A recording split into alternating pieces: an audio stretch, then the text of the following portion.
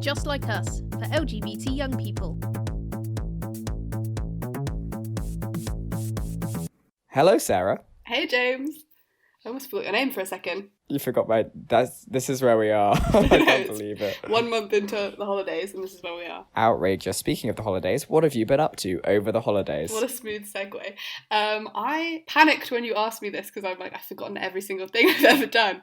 So I'm just going to fling it back to you and say, what are you up to, James? Well, Sarah, I'm glad you asked. I'm at the Edinburgh Fringe Festival, which, if you don't know, is I think it's the biggest theatre and comedy festival thing in the world. There's 4,200 shows currently happening in Edinburgh. I'm in one of them, which I won't bother to promo here, but you could all trust. It's excellent. It is excellent. I can actually vouch for that. It's been so much fun. The Fringe is also very, very LGBT. Like most Fringe festivals are. There's like a lot of drag performances. There's a lot of LGBT comedians. It's like a really good platform for a lot of stuff that you wouldn't see elsewhere. You're listening to Just Like Us, the monthly show for LGBT young people. This month we're talking about being LGBT plus at university. Woo! I have more enthusiasm than it sounded like. It's a good topic. It is a good topic. I think it's also one that's quite relevant to us right now because we're LGBT and at university. Yeah, indeed we are. So we thought we'd talk first about, like, in case people don't know, if there's younger people listening to this, or older people who weren't at university, how do LGBT plus societies tend to work at university? Obviously, we only have experience of Oxford, but... But I think it is pretty similar across, like, their kind of basic concept is quite similar. So usually there are kind of... Yeah. We had a freshers fair, so, like, we had lots of different events and stuff, and that's how I found out about our main LGBT society. And we kind of signed up for emails, and then they send you emails with all of the events that they've got going on, and there's so many different ones that happen. Yeah. And they're just a really great place to kind of meet people and go out of your comfort zone and use that Freshers Week boldness. At Oxford specifically, every Tuesday we have drinks at a different college where, like, everybody goes. I mean, they have non-alcoholic options available as well.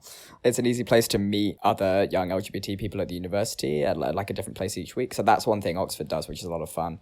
But the society also host loads of welfare events, just to, like, hang out with people and relax for a bit. And also, like, events for specific identity groups. Like, we have, like, an ACE, an Arrow T. We have, like, trans welfare. I think they have did they call it a bisexuality? I don't know whether they actually called it that. If not, it's a missed opportunity, and I will be claiming copyright. So there's so many ways to, like, meet. I went to a gay men's drinks at one point with some friends, and that was a lot of fun. There was good pizza. Yeah, they're really good ones. I think they're also great because there are so many different opportunities, and they're kind of regardless of where you are at with your sexuality. Like, you can be completely questioning, and no one's going to kind of police you the second you walk into, like, a bisexuality. They're not going to be like, where's your bi card? It's just kind of like hang out and, like, take what you want from it, which I think is always quite a nice atmosphere. And then also, aside from that, we have the LGBT campaign, which is, like, the more political wing. I think a lot of student unions have that. Yeah, definitely. So they, write statements on behalf of, like, events that might happen in and around Oxford. They raise money for causes, like local LGBT causes, stuff like that. So there's a lot of ways to get involved in volunteering stuff as well, which is really cool. You're listening to Just Like Us, the monthly show for LGBT young people. So a big thing for a lot of people coming to university, well, it's coming to university, and we were going to talk a little bit about that, how the fresh start can be huge for a lot of LGBT plus people. Yeah, I think it's also interesting because it was very, like, important to both of us, even though we were already out before coming to uni. Like, we already, well, for some people it was kind of exploring our identities in some ways, but it wasn't a brand new thing in the same way. But I think we still benefited a lot from it. Yeah, it was interesting for me. I was actually surprised to be out before university because I don't know if I told you about this. My plan, my whole life since I was 13 and I was like, oh, I'm gay. I was like, okay, I'll just wait until I'm at university and then I'll come out. Like, I just had to get to uni. Because I'm not going to bother with this at school. And then I broke and I snapped and I came out, like, right before the end of school. But I'd never expected to come out before university because it does feel like a fresh start. It's a way to, like, reinvent yourself, be who you want to be, entirely new group of people, entirely new group of friends, and you don't have to kind of deal with any who you've been in the past. Yeah, it's definitely a chance to be a new you. And I think I realised that it wasn't until I came home, actually. My friends all asked me, they were like, are any of your friends straight? And I realised in my closest friend group, I think I had about, it was the first time straight people were actually like a minority or anything, because I genuinely had about 2 straight friends, and I was like, oh, okay, that must have been just who I naturally gravitated towards. I didn't like seek them out. That wasn't like my selection process in Freshers Week. But that kind of emphasises how much I really needed that like chosen family and all of those classic LGBT plus cliches. But they all like came to me, I think, at uni. And I think university is also a great place to like explore your identity, because everybody is very much in this space of being young and figuring out who they are. And you don't have to be, you're not beholden to being a particular person, because even by the end of your degree, everybody's known you for like 3 years max. So like you can be who you want to be, which is a really great way to explore your identity, as well as being in a big community of LGBT plus people. That helps a lot. So a lot of people like, shift how they identify and stuff throughout university. Yeah, I think that definitely is something that I can speak for, because I very recently like changed my identity. So from when I was like 14, I identified as bisexual, and I was always really confident in that. Like it wasn't really anything that I particularly stressed about.